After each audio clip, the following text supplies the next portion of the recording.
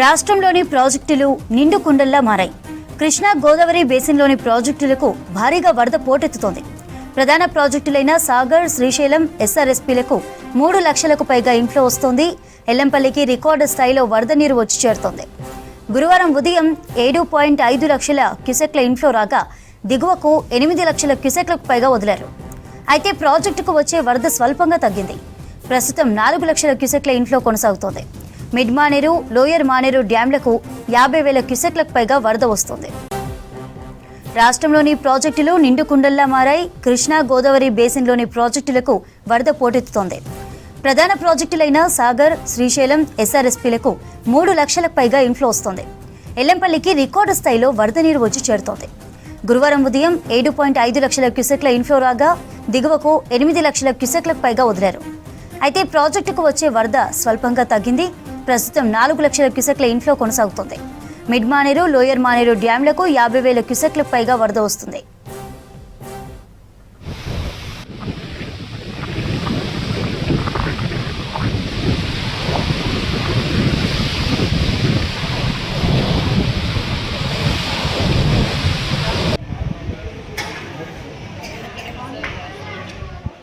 Details తెలుసుకుందాం. Srisailam live లో ఉన్నారు. శ్రీశైలం, ఏంటి ప్రాజెక్టులు ఎలా ఉన్నాయి?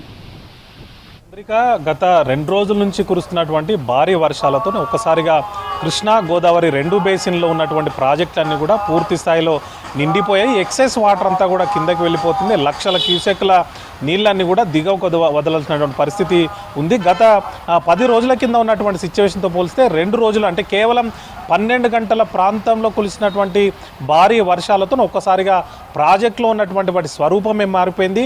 వాటి కెపాసిటీకి మించి కూడా నీళ్లు ప్రవహించినటువంటి సిచ్యువేషన్ నెలకొంది. లక్షల క్యూసెక్ల నీరు ప్రాజెక్టులోకి వచ్చేరింది. గేట్లను ఎత్తి నీరు దిగువకు వదాల్సినటువంటి సిచ్యువేషన్ ఏర్పడింది. దీంతో ప్రాజెక్టుల వద్ద అలర్ట్ ప్రకటించారు ఇరిగేషన్ అధికారులు. ఉత్తమ్ కుమార్ రెడ్డి, సీఎం రేవంత్ రెడ్డి నిన్న ప్రాజెక్టులను పరిశీలించారు. వరద ప్రభావిత ప్రాంతాలను పరిశీలించి తీసుకోవాల్సిన జాగ్రత్త గురించి మాట్లాడిన నేపథ్యంలో ఎక్కడికక్కడ రివ్యూ కూడా చేశారు అధికారులతోని.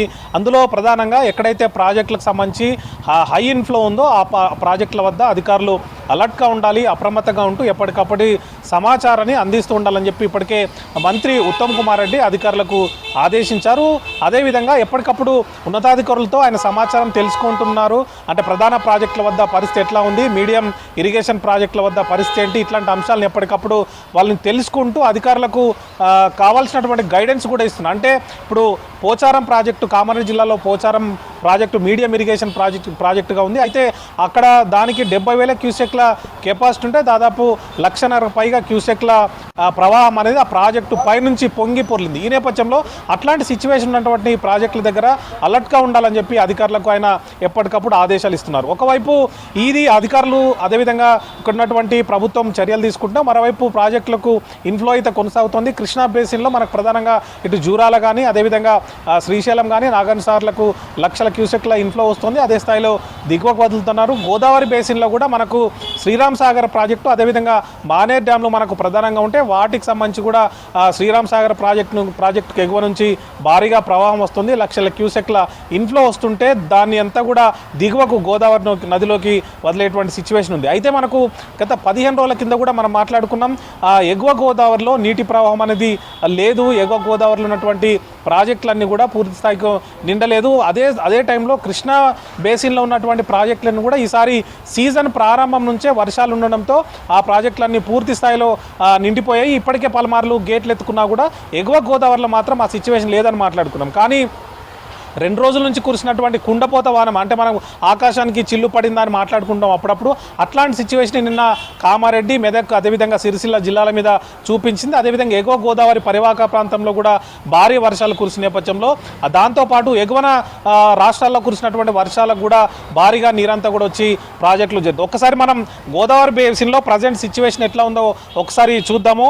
మనం సింగూరు ప్రాజెక్టులకు సంబంధించి ప్రజెంట్ అయితే 58,000 క్యూసెక్ల ఇన్ఫ్లో వస్తుంది. అది పూర్తి స్థాయి స్థాయి అంటే మనం ప్రత్యేకంగా ఒక ప్రాజెక్టు గురించి చెప్పుకునే అవసరం లేదు. అన్ని ప్రాజెక్టులు కూడా మేజర్ ప్రాజెక్టులతో పాటు మీడియం ఇరిగేషన్ ప్రాజెక్టులు కూడా చాలా వరకు పూర్తి స్థాయిలో నిండి నీరంతా కూడా ఎంత వస్తుందో అంత దిగువకు వదలాల్సినటువంటి సిచ్యువేషన్ ఉంది. మనం దీనిలో భాగంగానే సింగూరు ప్రాజెక్టుకు 58,000 క్యూసెక్ల నీరు వస్తుంది, అదే స్థాయిలో దిగువకు వదిలేస్తున్నారు. నిజాం సాగర్ ప్రాజెక్టు ఇది మనం ప్రత్యేకంగా మాట్లాడుకోవాలి, ఎందుకంటే గత వారం కింద వరకు కూడా కేవలం డెడ్ స్టోరేజ్తోని అంటే 15 రోజుల వరకు కూడా ఎట్లాంటి నీటి ప్రవాహం లేదు, సున్నా నీటి ప్రవాహం ఉంది. అయినప్పటికీ కూడా ఆ ప్రాజెక్టుకు గత వారం కింద కురిసిన వర్షాలకు తోడు 2 రోజుల నుంచి కురిసినటువంటి భారీ వర్షాలతోని ఎగువ నుంచి లక్షల క్యూసెక్ల నీరు రావడంతో ప్రాజెక్ట్ ఒక్కసారిగా నిండిపోయి గేట్లను కూడా ఎత్తాల్సిన సిచ్యువేషన్ ఏర్పడింది. ప్రజెంట్ ఆ ప్రాజెక్టుకు 1,00,000 క్యూసెక్ల ప్రవాహం వస్తుంది, అంతకు మించి నీటిని దిగువకు వదులుతున్నారు. శ్రీరామ్ సాగర్ ప్రాజెక్టుకు 4.5 క్యూసెక్ల ఇన్ఫ్లో వస్తుంది, 5.24 లక్షల క్యూసెక్లను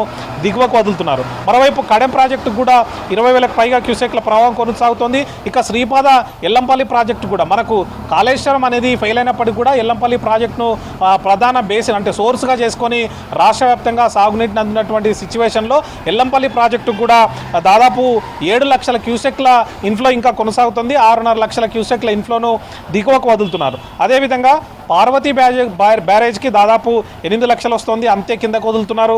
సరస్వతి బ్యారేజ్ కూడా 8 లక్షలు వస్తున్నారు, ఆ మొత్తంలోనే దిగువకు వదులుతున్నారు. ఇక మేడిగడ్డ లక్ష్మీ బ్యారేజ్ సంబంధించి కూడా 9.5 లక్షల క్యూసెక్ల ప్రవాహం వస్తే అంతే స్థాయిలో గేట్లు ఎత్తే ఉండడంతో గోదావరిలోనే నేరుగా నీరంతా కూడా దిగువకు వెళ్ళిపోతుంది. ఇక సమ్మక్క బ్యారేజ్కి 8.5 లక్షల క్యూసెక్లు వస్తుంది, అంతే స్థాయిలో దిగువకు వెళ్తుంది.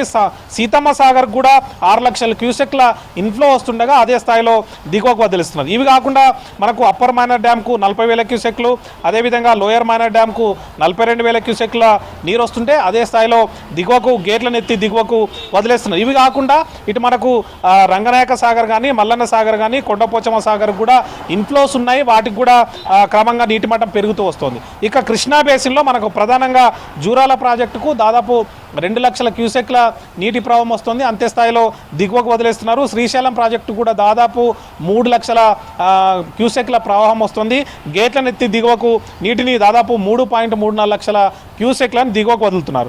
నాగార్జున సాగర్ కూడా 2.5 లక్షల క్యూసెక్ల నీరు వస్తుంది, అంతే స్థాయిలో గేట్లను ఎత్తి దిగువకు విడుదల చేస్తున్నారు. ఇక పులిచింతలకు కూడా 2,60,000 క్యూసెక్ల నీటి ప్రవాహం వస్తే 2,10,000ను దిగువకు వదులుతున్నారు. సుంకేశ్ల బ్యారేజ్ కూడా 21,000 క్యూసెక్ల ఇన్ఫ్లో ఉంది, 19,000 దిగువకు వదులుతున్నారు. ఇంకా జంట జలాశయాలుగా చెప్పుకునేటువంటి ఉస్మాన్ సాగర్కు 1,100, హిమాయత్ సాగర్కు 600 క్యూసెక్ల నీటి ప్రవాహం వస్తుంది. ఇవి కాకుండా మీడియం ప్రాజెక్టులు కూడా తాలిపేరు కానీ అదేవిధంగా గన్పూర్ కానీ ఇట్లాంటి నల్లవాగ్ కానీ ఈ మీడియం ఇరిగేషన్ ప్రాజెక్టులన్నీ కూడా భారీ స్థాయిలో నీటి ప్రవాహం వస్తుంది. ఎటు చూసినా కూడా 40,000, 50,000 క్యూసెక్ల పైననే ప్రవాహం ఉండడంతో ఆ ప్రాజెక్టుల గేట్లనన్నీ కూడా ఎత్తి దిగువకు నీటిని విడుదల చేసినటువంటి సిచ్యువేషన్ ఉంది. అయితే మనకు రాష్ట్ర వ్యాప్తంగా ఉన్నటువంటి అన్ని ప్రాజెక్టులు కూడా పూర్తి స్థాయిలో నిండిపోవడం, ఒకేసారి నిండడం అనేది చాలా అరుదుగా జరుగుతుంటుంది.